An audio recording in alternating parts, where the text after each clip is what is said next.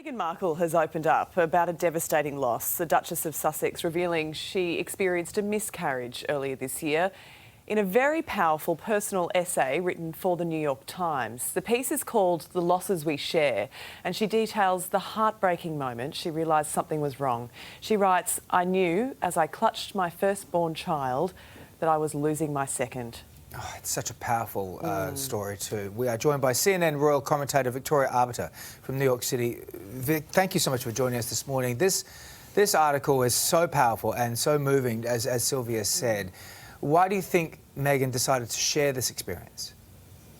Well, good morning to you. And yes, I think powerful is absolutely the right word. Just as you were reading that one quote, I had goosebumps. And I think this story is resonating with people all over the world. Meghan has shown her commitment to really to gender equality, to issues relating to women, to women's education. And I think she's really committed to their welfare. And so in sharing this story, she's showing people, she's showing women, it's okay. She's normalizing miscarriage, which is something that unfortunately has always been treated with a bit of a stigma, as Meghan refers to in her article. She says there's unwarranted shame related to it as well. So when people like Meghan speak out, it gives everyone hope that they are not alone. Well, as she said, pregnancy loss is something that is experienced by so many, but spoken about by so few.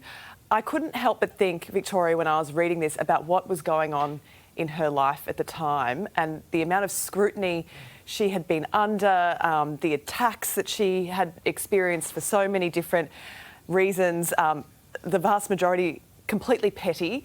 There was a big move in their life, and I think, you know, what she wants us to start asking people is, are you okay? And she must have been under an extraordinary amount of pressure at that time in her life, and then experiencing this on top of that as well. There has been so much pressure. I think, you know, everyone has been talking today, oh, well, Harry and Meghan asked for privacy. Why are they talking about this now? Well, there's different levels of privacy. They never asked for flat out privacy. They're public figures and they're interested in having a public role that helps people, but that doesn't mean they shouldn't have an element of privacy in their lives as well, particularly when it comes to personal issues. So you're absolutely right, highlighting all of those issues that came up. But I think asking, are you okay? It is such a simple question, but it is so loaded.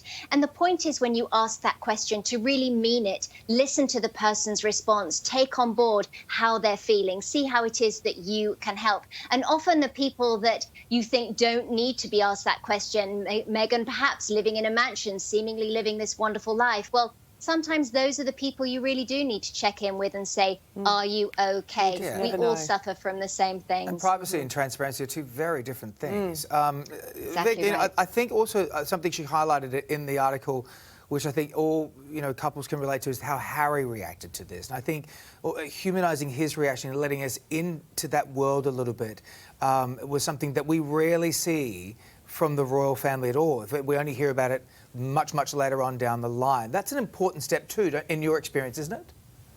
It's really important. And yes, mums have to go through the trauma of their body, perhaps delivering a baby, or going through the trauma of the miscarriage. But dads are left feeling so helpless, and they're grieving and mourning as well.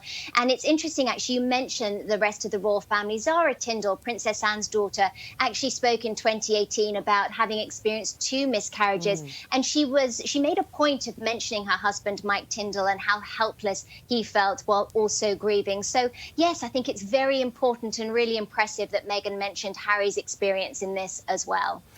How do you think the royal family would have responded to this? I think they would have just been incredibly sad for Harry and Meghan, you know, in letting them go off and carve out this new existence for themselves. They want them to be able to have in their life whatever it is that's going to make them happy. Sophie Wessex experienced a very traumatic miscarriage in 2001. Of course, I mentioned Zara Tindall having experienced 2 miscarriages. So there are family members that can relate as well. Of course, Princess Eugenie is pregnant herself at the moment. She's expecting a baby next year. She and Harry are very close. Harry and Meghan have allowed Eugenie and Jack to move into Frogmore Cottage, their home in Windsor. So I think there will have been a lot of sensitivity and a lot of sympathy, but at the same time, they'll want to respect Harry and Meghan's privacy. Vic, Sylvia touched on it before, but the insane amount of attacks on this couple, particularly Meghan, you know, have verged on from being outrageous to just being flat out properly racist at times. That's a lot of pressure for them to go on. Since this article come out, there's also been backlash towards her again, which I find just inhumane, considering what she's gone through and what she's put herself out there with. There is no bottom to these people, but what has the reaction generally been on this? I think overall, yes, of course, there has been the hate and the vitriol. There's always going to be that, unfortunately, on social media where people are hiding behind anonymous pseudonyms. But I will say it's been incredibly encouraging to see the amount of gratitude that has been expressed to Meghan. How many people have reached out and said, thank you, I've been through this. I was scared to talk about it. I had no one to turn to. I didn't know the resources. The knock-on effect has been these charities and organisations that put a lot of money into miscarriage research, that also help people that have been through miscarriage deal with their trauma.